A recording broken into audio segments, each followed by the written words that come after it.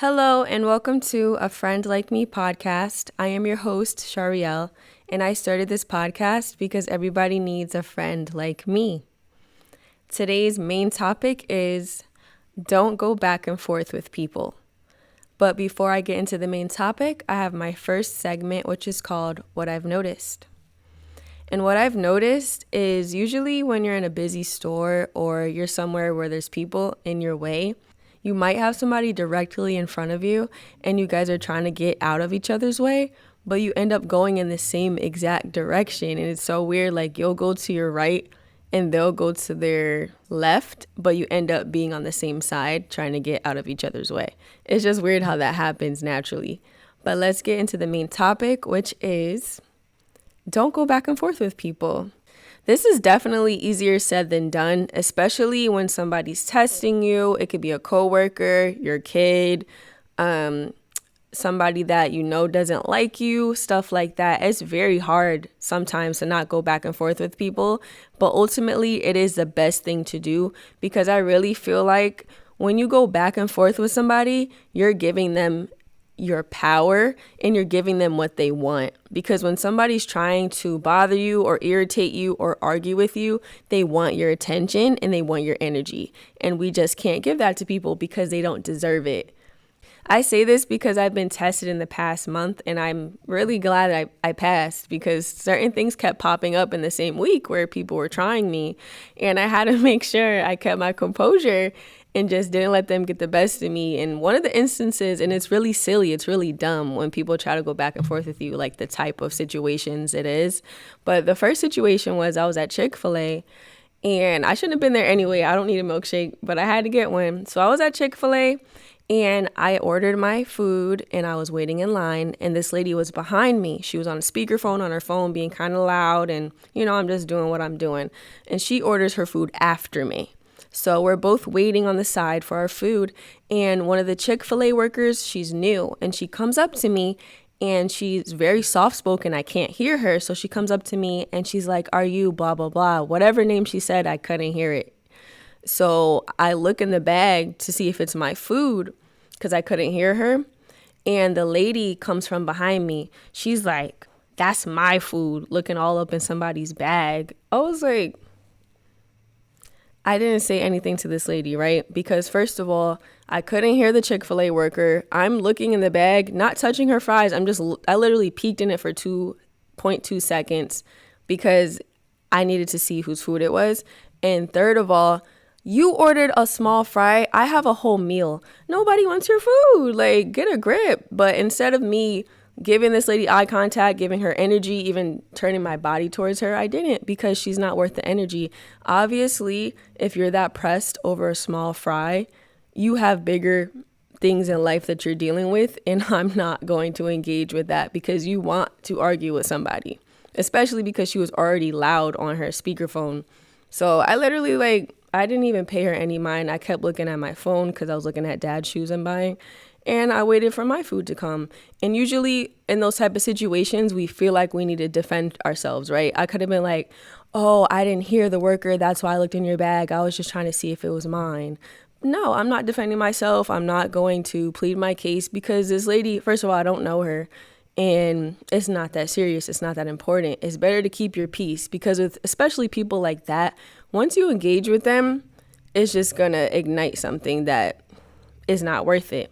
The second instance where I was tested in that week where I could have went back and forth with somebody was with a potential client, right? Somebody had an event coming up and they asked me to make their outfit. I'm like, "Okay, meet me at this fabric store at this time because this fabric store closes early," right? So I at the fabric store, this person does not come until 5 minutes before the fabric store closes, and the fabric store closes once they get out of their car.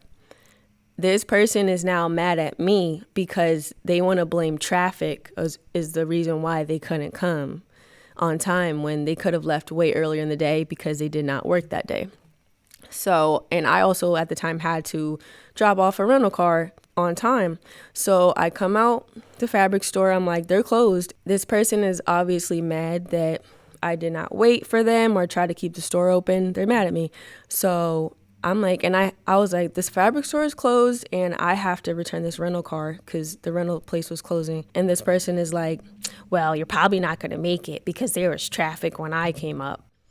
So instead of engaging with this person who's obviously salty because they didn't get to get their fabric and we can't start on their outfit yet, I totally just walked past them, got in my car, and drove off. I'm not going to argue with them and be like, well, I'm going to take my rental and I'm going to make sure I drop it off on time. Don't be mad because you didn't make it to the store on time. No, that's what that person wants. That person wants to argue with somebody because they're mad at themselves and now they're trying to project it on me and what I'm trying to do.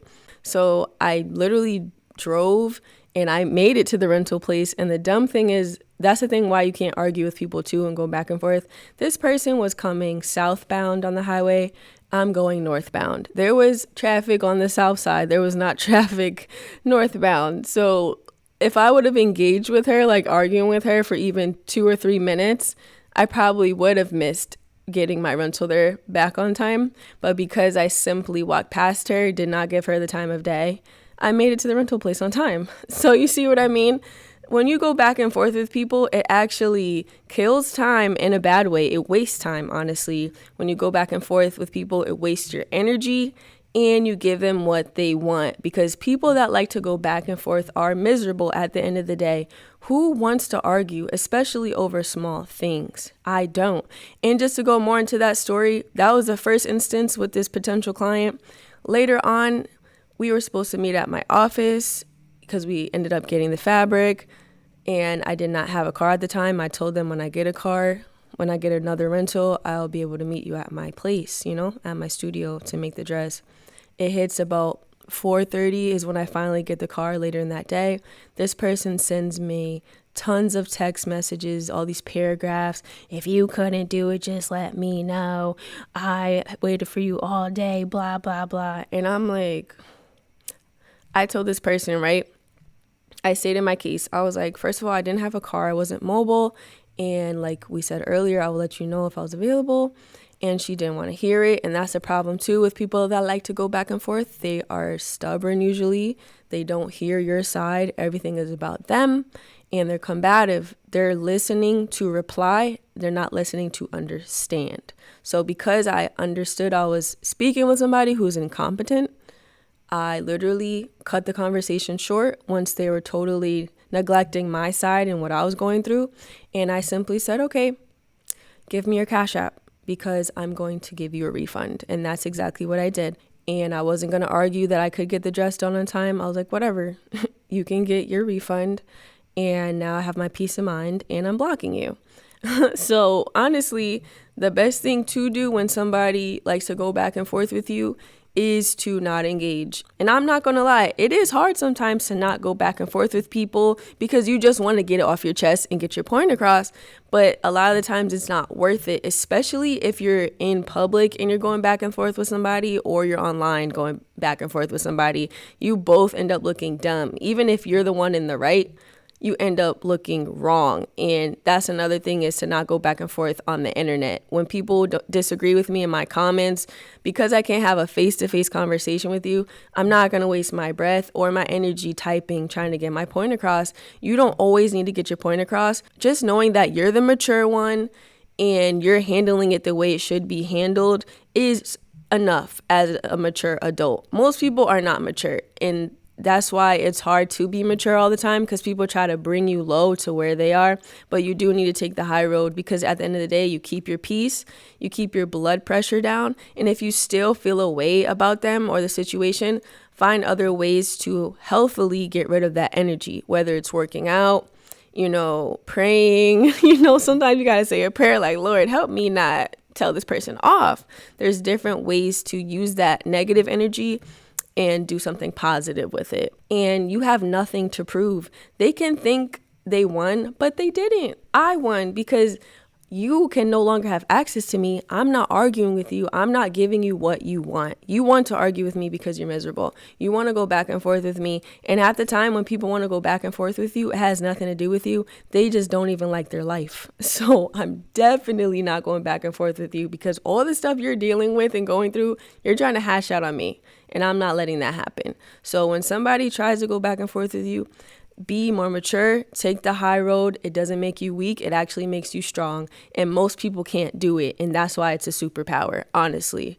And it's such a beautiful thing when you finally can master it, because sometimes you do need to state your case. You don't need to always shut down and not plead your case or, argue your point. Sometimes you do need to debate with people and let them know. But when, like I said, they're incompetent and it's like talking to a brick wall, let them go.